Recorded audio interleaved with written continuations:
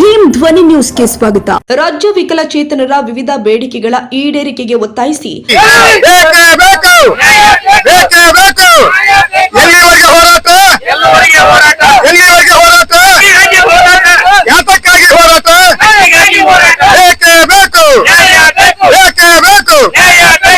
ಬಾಗಲಕೋಟೆ ಅಂಗವಿಕಲರು ತಮ್ಮ ಒಂದಿಷ್ಟು ಬೇಡಿಕೆಗಳನ್ನ ಈಡೇರಿಸುತ್ತೆ ಅಂತ ಹೇಳಿ ಆ ಬೇಡಿಕೆಗಳನ್ನ ಬೆಂಗಳೂರಿನಲ್ಲಿ ಇಡಲು ಅಂದ್ರೆ ಬೆಂಗಳೂರು ರಾಜಕೀಯದಲ್ಲಿ ಬಾಗಲಕೋಟೆಯ ಅಂಗವಿಕಲರೆಲ್ಲರೂ ಸೇರ್ಕೊಂಡು ತಮ್ಮ ಒಂದಿಷ್ಟು ಬೇರೆ ಬೇರೆ ಬೇಡಿಕೆಗಳನ್ನ ಈಡೇರಬೇಕು ಅಂತ ಹೇಳಿ ಬೆಂಗಳೂರಿಗೆ ಹೋಗ್ತಾ ಇದ್ದಾರೆ. ಸೊ ಯಾಕೆ ಏನು ಬೇಡಿಕೆ ಇದೆ ಆ ಅಂಗವಿಕಲರು ಅನ್ನುವಂಥದ್ದನ್ನ ಈಗ ಸ್ವತಃ ಹ್ಯಾಂಡಿಕ್ಯಾಪ್ಸ್ ಎಲ್ಲ ನಮ್ಮ ಹತ್ರ ಇದ್ದಾರೆ, ಅವ್ರನ್ನ ಮಾತಾಡಿಸ್ತಾ ಹೋಗೋಣ.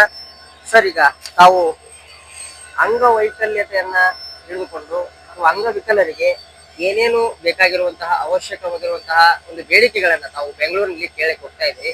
ಸರ್, ಏನ್ ಬೇಡಿಕೆಗಳು ತಮ್ಮದು?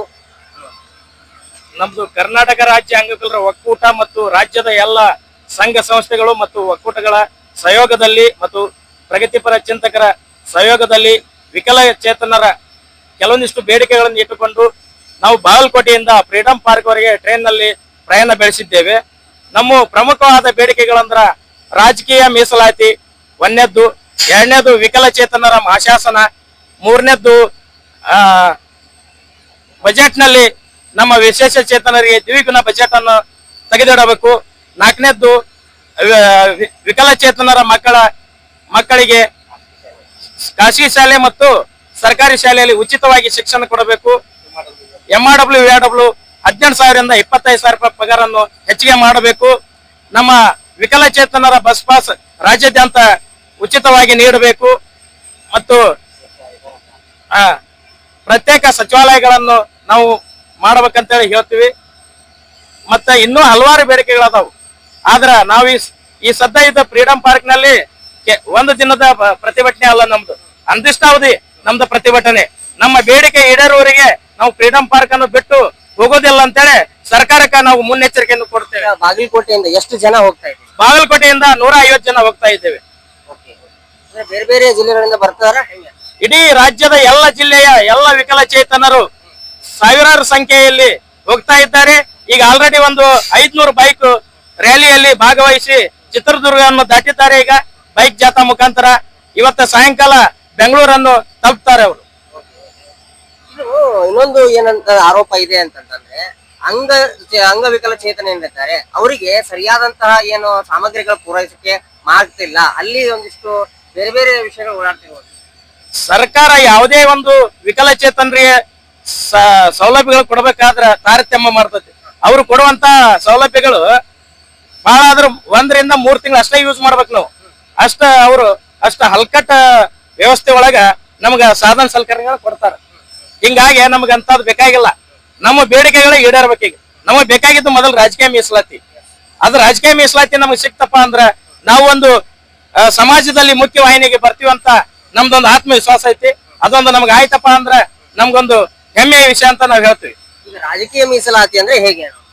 ಈಗ SC ST ಕೊಡ್ತಾರ, ಮತ್ತ ಜನರಲ್ ಇಷ್ಟ ಅಂತ ಹೇಳಿ ಕೊಡ್ತಾರ. ಹಂಗ ವಿಕಲಚೇತನರಿಗಾಗಿ ಒಂದು ಮೀಸಲಾತಿ ಕೊಡ್ಬೇಕು ನಮಗ್. ಹಿಂಗಾಗಿ ಅದಕ್ಕೆ ನಾವು ರಾಜಕೀಯ ಮೀಸಲಾತಿ ಕೇಳ್ತಾ ಇದ್ದೀವಿ. ಇನ್ನು ಈಗ ನೇರವಾಗಿ ಬೆಂಗಳೂರು ಫ್ರೀಡಂ ಪಾರ್ಕ್ ಹೋಗ್ತಾ ಇರುವಂತದ್ದು, ಅಲ್ಲಿ ಹೇಗೆ ನಡೀಲಿದೆ? ಅಲ್ಲಿ ಅಂತೂ ಉಗ್ರವಾಗಿ ಹೋರಾಟ ಮಾಡ್ತಾ ಇದ್ವಿ. ಈಗ ಎಷ್ಟೋ ಇಲ್ಲಿವರೆಗೆ ನಾವು ಯಾವುದೇ ರೀತಿ ಮಾಡಿದ್ರು ಸರ್ಕಾರ ಗಮನ ಕೊಟ್ಟಿಲ್ಲ ನಮ್ ಕಡೆ. ಸರ್ಕಾರ ಏನ ಮಾಡಿದ್ರು ವಿಕಲಚೇತನ ಕಡೆಗಣಿಸಾಗತ್ತದ ಯಾವುದೇ ಸರ್ಕಾರ ಇದ್ರು.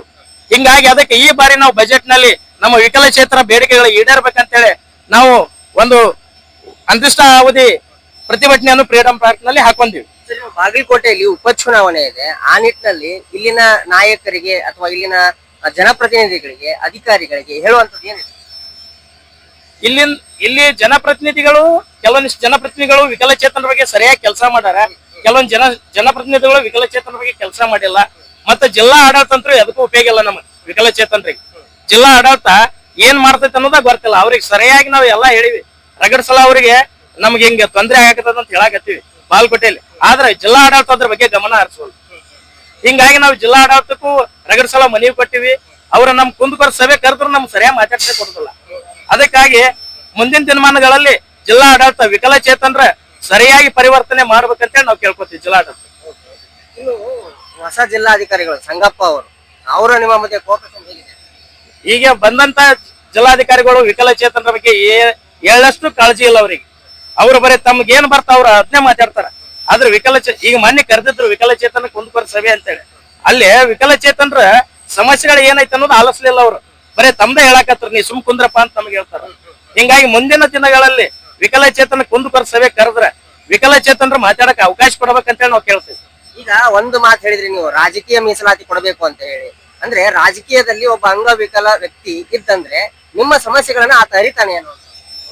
ನಾವು ವಿಕಲಚೇತನರು ರಾಜಕೀಯ ಒಳಗೆ ನಾವು ಬಂದಿವಪ್ಪ ಅಂದ್ರ ಸದನದೊಳಗ ನಮ್ ಸಮಸ್ಯೆ ಏನೈತೆ ಅನ್ನೋದು ನಮಗೆ ಎತ್ತಾಕ ಅನುಕೂಲ ಆಗತ್ತೆ. ಹಿಂಗಾಗಿ ಅದಕ್ಕೆ ನಾವು ರಾಜಕೀಯ ಮೀಸಲಾತಿ ಕೇಳ್ತಾ ಇದ್ವಿ. ನಮ್ಮ ಹೆಸರು ಹೇಳಿ. ನನ್ನ ಹೆಸರು ಉಮೇಶ್ ಎಂ ಚೆನ್ನಿ ಅಂತೇಳಿ, ಕರ್ನಾಟಕ ರಾಜ್ಯ ಅಂಗವಿಕಲರ ಪಾಲಕರ ಒಕ್ಕೂಟದ ರಾಜ್ಯ ಸದಸ್ಯರು.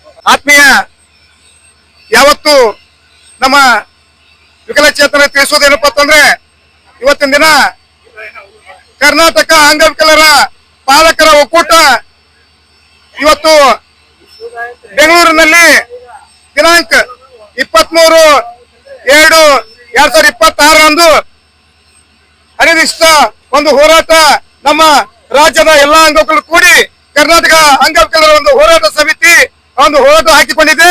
ಆ ಒಂದು ಹೋರಾಟಕ್ಕೆ ಇವತ್ತು ರಾಜ್ಯದಲ್ಲಿ ಪ್ರತಿಯೊಂದು ಜಿಲ್ಲೆಯಲ್ಲಿ ಮೂಲೆಗಳಲ್ಲಿ ಇವತ್ತು ಇತಿಹಾಸದಲ್ಲಿ ಯಾವುದೇ ಒಂದು ಹೋರಾಟ ಆಗಲಾರದೆ ನಮ್ಮೆಲ್ಲ ಅಂಗವಿಕಲರು ಸೇರಿಕೊಂಡು ನಾವು ಇವತ್ತು ಆ ಫ್ರೀಡಂ ಪಾರ್ಕ್ ನಲ್ಲಿ ನಾವು ಹೋರಾಟ ಮಾಡ್ತಾ ಇದ್ದೇವೆ. ಇನ್ನೊಂದು ವಿಷಯ ಏನಪ್ಪ ಅಂತಂದ್ರೆ, ಮೊನ್ನೆ ತಾನೇ 19/2/2026 ಬಸವ ಕಲ್ಯಾಣದಿಂದ ನಮ್ಮ ಅಂಗವಿಕಲರ ಬೈಕ್ ಜಾಥಾ ಒಂದು ಅಲ್ಲಿ ಹೋಗಿದೆ. ಇವತ್ತು ನಮ್ಮ ಅಂಗವಿಕಲ ಗೋಳು ಕೇಳೋರಿಲ್ಲ.